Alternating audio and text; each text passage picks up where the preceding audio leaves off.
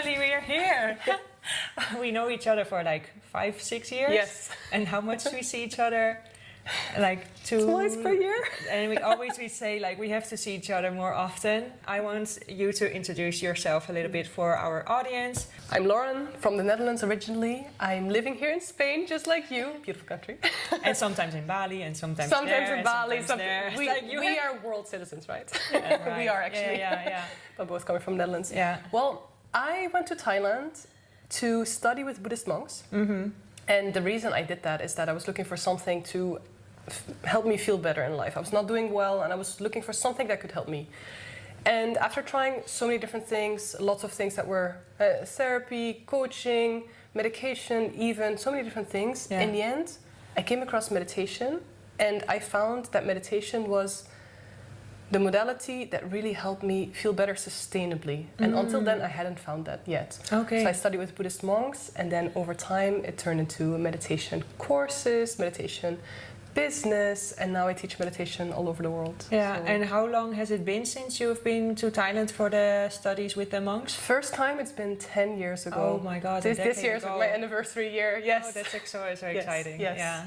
10 years already. Yeah, nice. And like, how long were you in Thailand for the trainings? First time I went for 10 days. Second time for 3 weeks, but doesn't sound like long perhaps, but 3 weeks day and night. We were living in the monastery with the monks, and like day and night we only had a few hours sleep every night, meditating so many hours per day. Yes. And then I went for another 7-day course in addition, 7-day like revamp basically. And I'm still in touch with the monks. I still ask them questions. Nice. We still talk. I still go to their sessions. They still come to our sessions. They still host sessions in our community. So we're still in connection. We're still connected. And I mean, what I would imagine as living as a monk is just being mindful like throughout the whole day, like meditating a lot of hours. Yes. Well, probably here in Europe, people would say like, I don't have the time for that. Yes, I do hear that a lot. The things I hear the most is, I don't have time. It takes too long to learn. It's too difficult to learn. It doesn't work for me. I can't sit still or I can't stop thinking. I would say those are the main 7. And of course they have overlap between them, right? Yeah. I always say, and I'm so convinced of this, if you learn to meditate in a way that works for you as an individual, and trying to make meditation work for you instead of making you work for meditation, which is a complete mindset shift and something that a lot of people don't know because it's not taught in this world, strangely enough. When you create a meditation style that really works for you as an individual, because we are all different, then meditation is not that hard, doesn't take that long to learn, doesn't take that long to feel the benefits, because in the end, we don't meditate to become amazing meditators. We meditate to feel better in life, right? Yeah. So that is the main difference and the main shift that we also try to help people go through in our courses and trainings, and that's also why we don't have many pre-recorded meditations. We don't have a meditation app, nothing like that. We have community, we have courses, because we really teach, which is very different than listening to guided meditations, because you don't know why something works or doesn't, what would work or not, no one to ask questions to, so it's completely different. Yeah. And meditation apps help to make meditation known and mainstream. Super grateful for that, like very grateful. And at the same time, a lot of people have now come across a version of meditation that doesn't actually work for them, and I'm thinking meditation in general doesn't work, which is such a shame, and I feel so strongly about changing that and helping more people find the way that does work for them, so everyone can feel happier, healthier, and deal with challenges in life better, because that's in the end what meditation helps you do. Yeah, so the generic YouTube meditations are very, I mean, to basically get to know meditation, but it's just a little part of it, because it's not personalized anything, it's very in the air for everyone. Exactly. And if you are for everyone, then actually you are for no one. Right. That's the main. Yes. That's indeed the thing. It's a great introduction. It's great to dip your toe into the practice. And then I really recommend to find a teacher, find a trainer who can help you figure out what works best for you, why, to also help to get to know yourself better, because that's part of the practice. So you can create and design the style, the meditation style that works for you, because there's so many different styles, techniques, lineages of meditation even. Yeah. It's you can try them all by yourself, but it will take time. You'll have to dig deep to find them all and figure out the puzzle pieces. So a teacher can help you speed up the process, so you can feel the benefits faster. Yeah. And that's in the end, life is already busy enough, right? Yeah, So actually, let's not waste time. Yeah. Let's go to the core of the practice and find out how it can help you. Okay, cool. So let's go to some questions. I've prepared some for you. What's actually happening in the brain when someone meditates? What changes physically, not just emotionally? Great question. Let's go Let's right go in. straight deep into Exactly. Straight to the That's core. what we want to know. You're the expert. Exactly. So what actually happens in the brain physically, you're asking, right? Because we know, or to an extent, we've heard of the things that happen in terms of how we can feel differently, right? The benefits in our emotional life, in our mental life, etc. But what actually happens in the brain physically is that, first of all, the right and left hemispheres they connect. The connection becomes stronger. So different parts of your brain, the two hemispheres, but also different areas of your brain start communicating better because their connection becomes stronger, which basically means that we become smarter, we become sharper, we become faster. We are using a fuller function of our brain, so to say.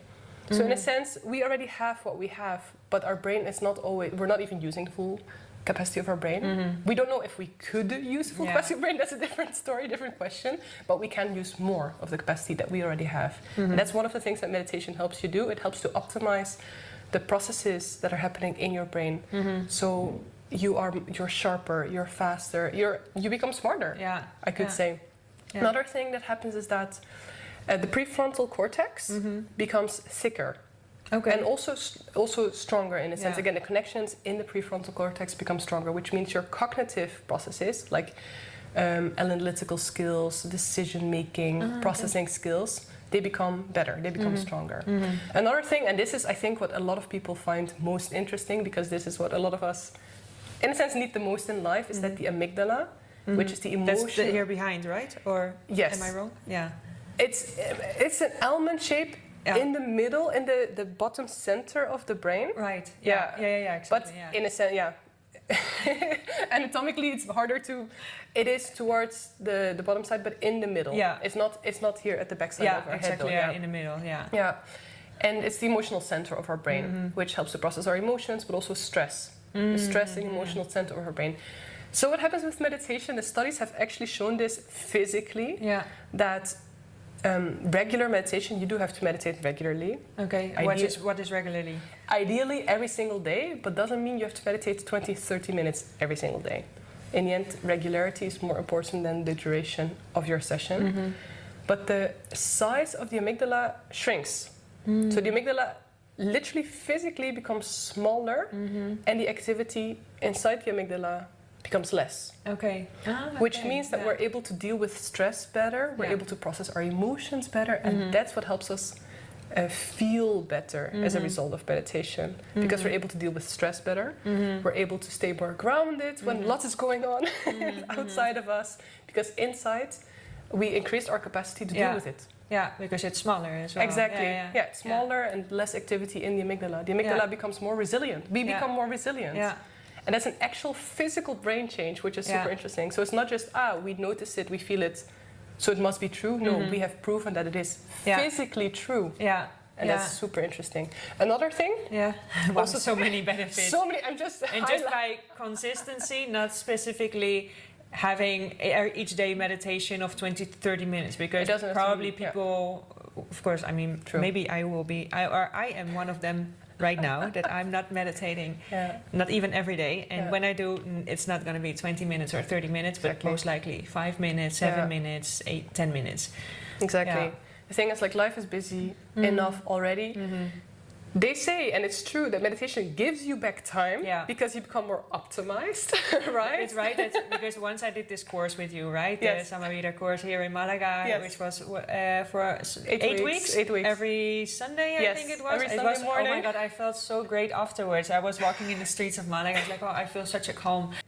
The people who say that don't have time to meditate are just the ones who need to do actually an extra long meditation. Yes. So that's actually a very known saying. And in a sense, it's true. It's the hardest when you don't have the time to do it.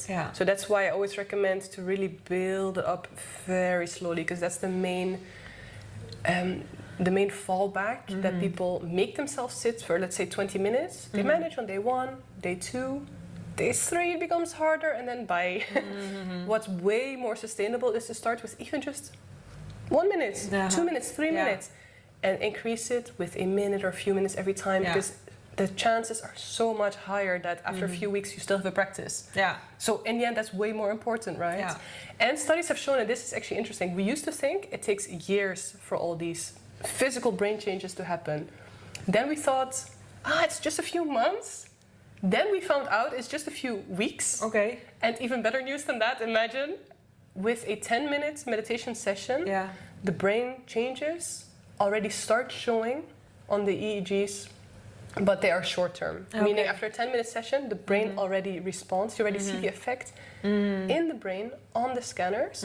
But if you don't continue your practice the next day or next days, of course, those changes fade away again. It's kind of going to the gym. If you just go one time, you feel good afterwards. But if you don't go for the next week, then it's like... Exactly. Meditation is often compared to training your muscles. It's training your brain. We all need some brain training these days. Exactly. So this little recap, it's like the amygdala. This prefrontal cortex. Thing. Prefrontal cortex. The hemispheres, they connect. The hippocampus, for example, it's the memory center, let's say. The amygdala becomes smaller. The hippocampus becomes bigger, which means we're able to learn better. Our memory becomes better. So it's just very interesting how all the parts of our brain adjust according to their most natural, their most optimized way and state of being, basically. It optimizes our brain. Do you perhaps know if our brain has changed like throughout the years and probably decades or even like hundreds of years? That because life is so busy right now, there's a lot of impulses that these changes have been made gradually. How you say it? Like gradually, instead of, I don't know, like maybe before when there were not so many impulses that our amygdala was already smaller. I don't know. That is very interesting. Factually, I'll have to double check. But what I do know is that nowadays our brains, on whichever type of test or scan, they show so much more activity than they used to, because our brain is way more overloaded, overwhelmed, is way more active and on. Sometimes the whole time, because a lot of us cannot, as we call it, shut off our brains. It turned out we shouldn't, but calm down our brains anymore. But so in that sense, there's much more activity. Interesting. I will double check that factually, but if you follow the scientific studies, it would indeed make sense to, or it could indeed be correct to say that our amygdala is likely averagely larger in size than it used to be, because we have so much more to process. Our brain has so much more to process. So I would imagine. Interesting question. That's the first time. Oh my Thank you. If someone has tried meditating and quit because they can't stop thinking, or they can't sit still, or they don't have time for this, what's actually going wrong and where should they start instead? Interesting. Yeah. So these are part of the top 7 that I mentioned in the beginning. And the main thing is, let's start with can't stop thinking, because that's the number one misconception about meditation, that meditation is supposed to make you stop thinking, or you're only meditating if you stop thinking. None of that is true, because in the end, what meditation does is it helps you calm down your mind, your brain. It helps you decrease the activity in your brain. Like I said, also physically, you see it on the scans, right?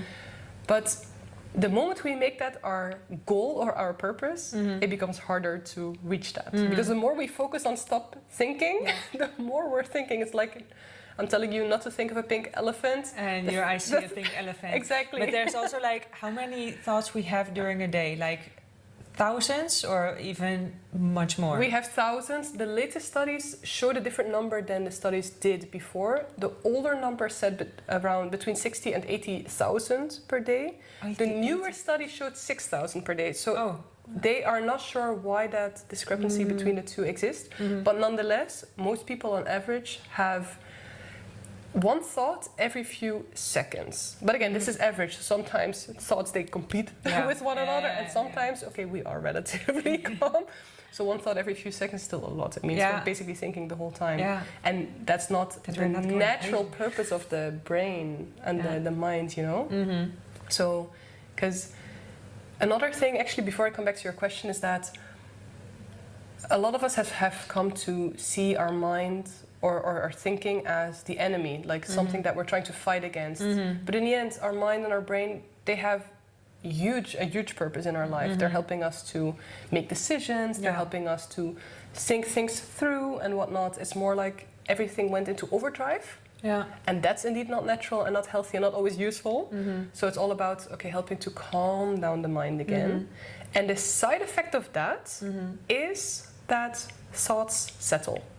But the thing is, it's an interesting analogy that I learned from the monks directly. If you imagine a cup of water, a glass of water, and there's ink or mud inside. Yeah. If you shake the glass, that ink or mud is throughout. Like the water is not clear. Yeah. It's dirty, it's muddy, you cannot see through, it's not transparent anymore. Troebel would be Dutch. Exactly. I'm not sure about the literal translation. English. I was like, just...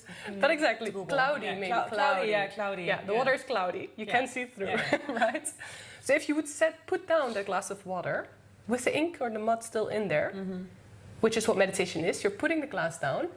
After some time, it will start settling at the bottom. It doesn't leave the glass, but it settles, and clarity comes back. That's literally what the process of meditation helps you do. Yeah. But only if you meditate in a way that fits for you as an individual. Because if you try to meditate in a way that doesn't naturally fit, then you're just fighting against yourself and making things stronger. Yeah. You know, and that just makes you feel like it's not working, I'm failing, can't stop thinking. This is the whole opposite of what we're trying to reach with meditation. So if you feel you can't stop thinking, the first thing is to try to stop thinking. Yes. If that makes sense. Yeah, I can kind of accepting. So kind of accepting that you have thoughts. And that they're going to be there, no matter what. Exactly, because thoughts are not the enemy. Yeah. We have too many thoughts for our own good, that's true. But when we put down the glass, when we sit down to meditate, our thoughts will naturally start settling down. And the positive side effect of the practice is that our mind becomes more calm, our thoughts become more settled, they become less, they decrease over time as well. Our thoughts become clearer. Instead of having 5 thoughts that are competing, we have one thought.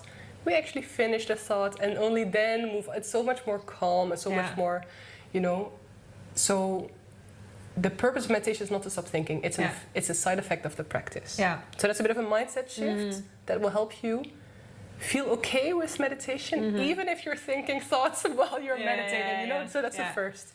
Yeah. The other one you said was about sitting still and time, no time. Yeah, no time for it. Yeah. Well, no time is, as we said, the more you feel you don't have time to meditate, the more you probably need it. Yeah. Remember optimizing the brain, so you're more efficient with your time. So there is time and space left to meditate. Yeah. So that would be the mindset shift there. Yeah, and actually, start with 2-minute meditation or 5-minute meditation, and then for a long time until you've got the habit of meditating, and then increase. Exactly. Because everyone has 5 minutes in a day. Exactly. We all don't. If we feel we don't, then really something is there to look at objectively from a distance, which meditation helps you do, to see why don't you feel you have 5 minutes. Because if that's the case, you're probably multitasking, which they say we cannot do naturally as human beings. Women are better in it.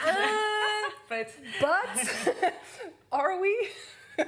True. But if it's 2 completely different tasks that need completely different parts of the brain, and oftentimes we try to multitask using the same part of our brain or overlapping parts, which actually doesn't work. Let's be honest, right? Yeah. And it's not efficient usually or optimized. No, exactly. Speaking of optimization, just one task per thing to have fully focus on that one task, and then going to the other one. Yeah, be fully mindful, fully present. Yeah. And actually, one interesting thing in terms of time. Remember the amygdala that we talked about, the emotional center of our brain, basically. Whenever we try to implement a new habit, whether that's a negative habit or a positive, it's a change for our body and our mind, for our system. The moment we try and make a change, even if the change is positive, the amygdala thinks, no, something new, something different. I don't know if this is going to be dangerous or not. We know it's good, but our amygdala doesn't. Any change is scary for our emotional, the emotional center of our brain. So the amygdala it's very. But the moment you understand this, is the moment you can work with it instead of against it. And this counts for any habit building process, not just meditation. So the moment we try to make a change that's too big and take a step that's too big, such as a lot of people try and do, they sit for 20 minutes and want to meditate 20 minutes at a time, which I don't recommend for beginner meditators. It's too long, most likely. Instead, to not activate the amygdala, which is trying to keep us safe by trying to keep us in the status quo. It doesn't like big changes at all, so it's trying to self-sabotage against those big changes, even if the changes are good. Yeah. So what we can do is make the change, but build the habit so slowly that the amygdala doesn't get activated. Yeah. That it doesn't try to sabotage you out of it. Yeah, right. So what you can do is see, okay, listen. On the one hand, I have not meditating at all. On the other hand, I have meditating for several minutes. Where do I feel is the balance between, okay, it's a bit of a stretch, but yeah, I can do that. So let's say 1 minute. Can you sit for 1 minute? Yeah. Most people say, oh yeah, sure, 1 minute, okay, I can. Yeah. If it feels like 1 minute, why even bother then 2 minutes? Yeah. Does that feel like your balance between, sure, I can do it, and okay, yeah, it'll need a little bit of effort. Like find that balance for yourself, which will look different for everyone. Yeah. And then sit for that time you decided is your sweet spot and stretch from there, but so gradually your amygdala doesn't get scared and doesn't get activated and embraces the change you're trying to make. And that's the life hack for any type of habit you're trying to build, not just meditation. Also very much for meditation. But waking up earlier and going to the gym. Exactly. If you go to the gym, it's actually when they say like, oh, just put on first your running shoes. Exactly. And then go to the gym. And even if you are there for 15 minutes and you want to go back, fine. But at least you went. Exactly. That's it. Because then your body, your system embraces the change instead of trying to fight against it, which means you have to put in more effort into making the change. And it's already an effort to make a change, right? So let's work with our body and our mind, not against it. And that's something we forgot how to do. Yeah. So interesting. Yeah. And the last for this question is like the one who cannot sit still. Like meditating for a lot of people, they think of meditating like, oh, you have to sit in lotus with your hands like this. I've got friends who meditate and who also teach meditations and stuff, and that person like never really sits in a meditation the typical meditation way. So you can also meditate when you are walking or doing whatever. Like even I had a little project in Marbella the other day, and I had a few minutes before entering the apartment because I had to make some property photos, and I was like, let me just meditate for a little bit because I was feeling way too like too many things going on. And those 5 minutes felt like heaven. Yes. I know the feeling. Oh my God. Just in the car, just without anything, eyes closed. Yeah. And I was not in meditation, but I was just sitting and being aware of anything while trying to relax my thoughts. Exactly, but that's the thing. You have meditation on the one hand, mindfulness on the other hand, and mindfulness meditation is an in-between, basically. So the main difference is that with traditional meditation, normally we would sit down. Doesn't mean you have to sit super still and in lotus and everything super rigid and strict, not at all. But generally, you would sit down. If you feel comfortable, close your eyes. If not, you can look downwards and just the spot right in front of you. Mindfulness, on the other hand, is about bringing presence into your thinking and or activity. So on one hand, you have meditation. On the other hand, you have mindfulness. And they meet each other. And that's called mindfulness meditation, right? So the main difference would be that mindfulness is generally applied when we're in an activity or being aware of our thinking, for example. So mindfulness is really bringing ourselves fully to the present moment and engaging in an activity or observing our thinking fully mindfully, fully present. Meditation, on the other hand, traditional meditation generally asks us to sit down. Doesn't mean you have to sit still and in lotus position and close your eyes and be rigid and all. Not at all. If you feel comfortable, you can close your eyes. If not, you can just stare gently at a spot in front of you. So if you feel like you can't sit still, and let's say the more traditional version of meditation is not yet for you, you can see if you can ease yourself into the process, because your mind, your nervous system, they might need some transition period to feel comfortable and safe to do so, right? So you could start with what's called indeed walking meditation, where indeed you take a mindful walk and you try to observe your breathing, for example, or observe every step that you take. Taking a moment in the car, this could be called mindfulness meditation. You take a moment, you sit, you're seated probably, and you just take a moment, again, observe your breathing or feeling your body. And those I would already call micro meditations. They're just small versions of a meditation practice. And again, coming back to the habit building process, if you build it up gently, easy and steadily like that, it's a very sustainable way to increase the practice and integrate it into your life. But calmly, we don't have to jump in, we don't have to make ourselves sit still. Give yourself what you need, as long as you know that you're gently moving forwards and expanding your capacity to do so. Because in the end, that's what it's about. Yeah. That's what it's about. Yeah. Nice. Okay. I think we are ready for the next question. Yes. You've been trained by the Buddhist monks in Thailand, correct? So what were the teachings from them that stick to you the most? Nice. I love that question. So, wow, I learned so many things. The most. Yes. The monks, I mean, they were super calm, which you would expect from a Buddhist monk. And at the same time, because we spent so much time with them, pretty literally day and night, right? We lived inside the monastery. Yeah. You would also see kind of the personalities that they would have. Because if you don't interact with a monk much, like when we bring monks into our sessions, people can ask questions. And of course, they are able to engage with a monk, but they only see one side. Because we lived with them, we could also see the human behind their monkhood. And I realized this is super intriguing, at least for me, because I realized they still have a personality. They're still human, obviously, but they were able to accept life however it would come to them. So whenever something amazing would happen, they would be calm and accepting. Whenever something tough, challenging, annoying would happen, they would be calm and accepting. So basically, they brought the highs and the lows into a balance. So interesting. And that's, I think, the main lesson for me, because I would go down when life would bring me down. I would go up if life would go up. And I realized, freaking exhausting. And I don't want to ride that emotional roller coaster anymore. It's not how we're naturally made to be. Instead, what we can learn and retrain our mind, our brain, our nervous system, our body, everything, is to remain calm and relatively steady, regardless of what happens. Because in the end, everything happens around us.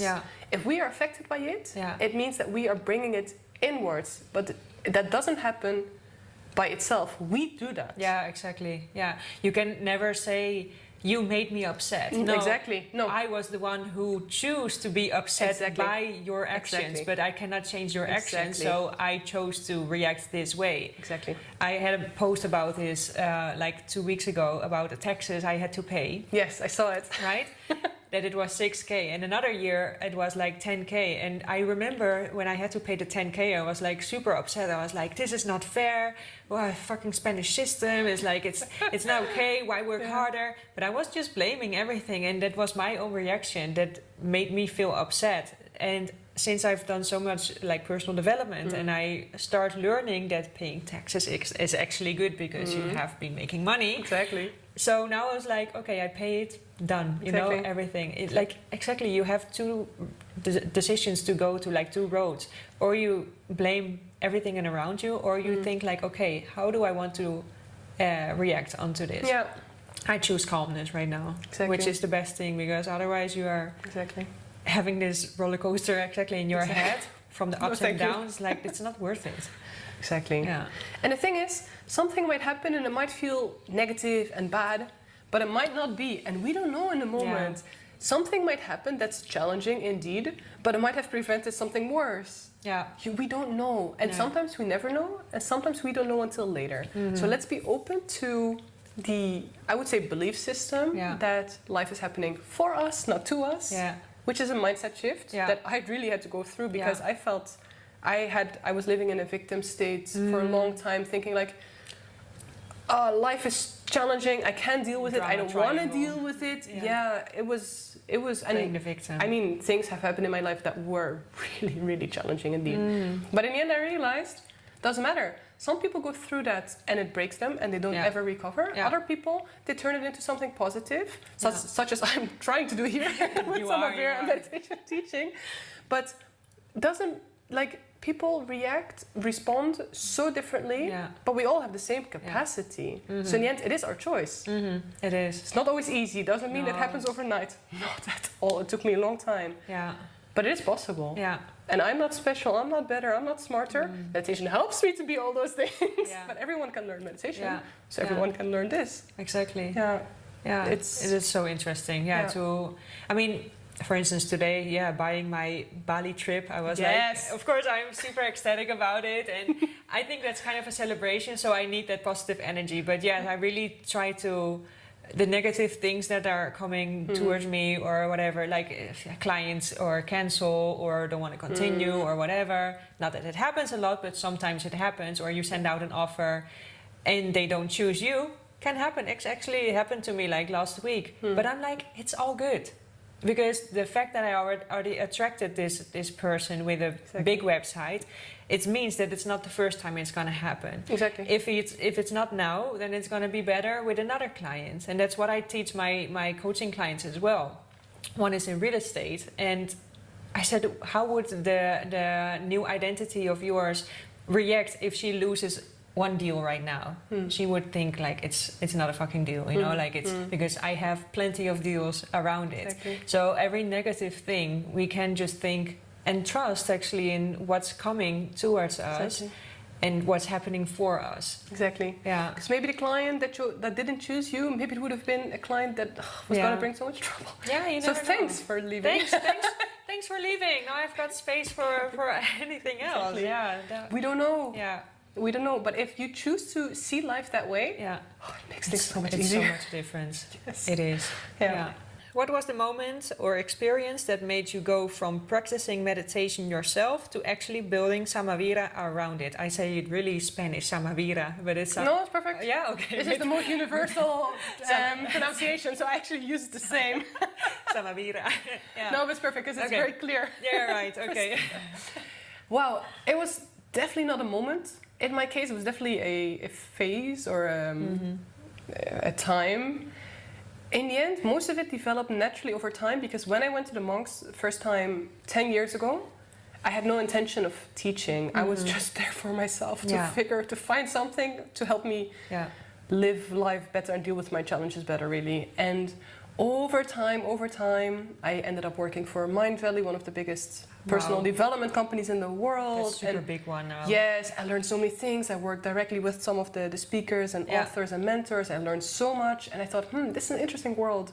I really enjoy working, living, breathing in this world. And helping other people. Exactly. Because in the end, personal development, personal growth, and I think meditation can play a huge part in that. Of course, I'm biased, but I really believe that meditation can play a huge part in that. In the end, it will help us deal with whatever challenge comes our way. Because what challenges you have in life, that I have in life, and someone else has, could be totally different. But this is at the core of learning to go through life lighter, even better, if you will, differently, right? Yeah. So I figured, okay, I like being in this world. Yeah. And one thing led to another. I thought, maybe I'd like to organize a retreat of sorts. Then the organization that works with the monks asked me if I want to come back to the monastery and become a certified meditation teacher. I thought, retreats, meditation teacher, fits. Yeah. So yes, I did it. And I thought, okay, I really, really enjoy. I went deeper into my own practice, which is always the foundation, of course. And one thing led to another. I started hosting some sessions, then some workshops. People asked me more and more questions. I thought, maybe I can create a course. You came to my very first course here in Malaga. So cool. You're my pioneer, my biggest fan, my first fan. Yeah. And then one thing led to another. I brought the courses online. Now we're looking into translating them. Oh, okay. People asked, do you also teach how to become a teacher? So we developed that. Then we developed corporate well-being trainings. So you now teach others how to teach it? Yes. Because now, until then, first you had only people who thought your system and then kind of do the sessions with their clients, right? Or that is part of the teacher training. Okay, I now also certify others to be a certified meditation trainer, meditation teacher. So it's our teacher training basically. So the course is to learn the practice or deepen the practice for yourself. Okay. The teacher training is to share it with your own students, clients. Some people bring it into their workplace. Yeah. You know? Okay. And then we developed our corporate wellness or well-being programs as well. And then, of course, we have the community and the workshops and all the things around it that we do, right? Yeah. But we try and help different types of people who go through different types of challenges, just using the modality of meditation and really deeply learning the practice of meditation, not just, like I said, following along with the guided practice, because in my experience, it doesn't bring you as deep into the practice. And when I realized that's the difference I want to make in this world, I realized, okay, I found my mission, my passion, however you want to call it, because I realized how frustrated I feel about what meditation can help you change in your life. I mean, in myself, I went from not even wanting to get through the day anymore to, oh my God, I'm so lit on, I feel so inspired. I thought, wow, this is a different Lauren, you know? If I can do that, I want to help others do that too. Then I realized meditation is so known, but a lot of people don't actually learn the practice and learn the practice in a way that works for them. There's no personalization through an app or YouTube, for example. And I realized, okay, that's what I want to do. So that's why I developed all the programs, now teaching other teachers who then run the programs, the community, looking into translations. We have online programs. Now we're bringing it into local hubs offline in different cities. That will be the next step that we're working on now. And yeah, this is the... That's so cool. Yeah. You're a growing. What I dedicate my life to. Yeah. I mean, I've seen. Yes. I've seen the beginning. You've been there from the start. I did actually your branding. yes, the very first version of the website. That was actually, you were my first client for branding. Look at that. It was, I think, what was it, 2021? Could be. I think so because I went to your class, like the meditation, and I had my business cards, like full proud, studio graphic design studio via or something. It was like these square little cards, and you were like, "Oh, you are doing graphic design?" Like, yeah, I can do. Let's talk. I did not know what I was doing actually. We helped each other figure it out. We helped each other. But you're still using the brand on top. Yes, like it's, yes, we are. This is your brand color, though. True. Pretty coincidental, but yes, I guess I really love the Yeah, that's so great. That's true. Yeah, that's true. We've seen each other grow so much. That's very true. I'm also so proud of you. Aww. Thank you. And now look at us. Yeah, going to Bali. This together. Going to Bali. Thank you for that. I mean, you saved my life. Well, thank you. And let's see how much further we can grow together. Yeah. What we can co-create together. Yeah. But this is it. You know, when the foundation is strong. And when we live life on our own terms, which is what both of us learned to do, the world is our canvas, our oyster, however you want to call it. You know, we can create, generate, and make our own decisions. And decide, okay, what really fits, what doesn't, and how to go through life lighter. You know, lighter. Happier, like healthier. I always mention to like psychologists or therapists, like I want just to feel like lighter, like a feather. You know, I just don't want to have so many thoughts during the day. I mean, we all have, of course, again, but less occupying, just calm. Yes. Sometimes I still feel very overwhelmed, and I'm like, okay, I just have to relax a little bit. And then I try to take a nap, and sometimes I'm even too overwhelmed to take a nap. But then I know the feeling, yes. Trying to. We're all still down. human. Yeah, we all no matter still how much human. we meditate. Yeah, exactly. But it does get easier. Time to get back to your practice, perhaps. Yes. Do you have any maybe like an, how you say that, a try meditation from yours we could link to one of the posts so they can try it from you? We have our community. So we don't do much pre-recorded for all the reasons I explained, but we have a community where our teachers actually guide, and the monks also guide almost every day. Almost every day? Actually every day by now. We're expanding as well. So yes, our meditation community would be the best place to start, just to join a session, see how you feel, ask the questions you have, and just meet other meditators and come to the space together. I think that's the best place to dip your toes in. Yeah, we link that to the podcast. Great, yes. Thank you so much. Yeah. Oh my God. Thank you for coming here. We go way back, huh? Yes, right? Wow. Impressive. We have lots that we've done the past 5 years. Yeah. Wow. Yes. Time to go deeper in Bali. Yeah, exactly. Yeah.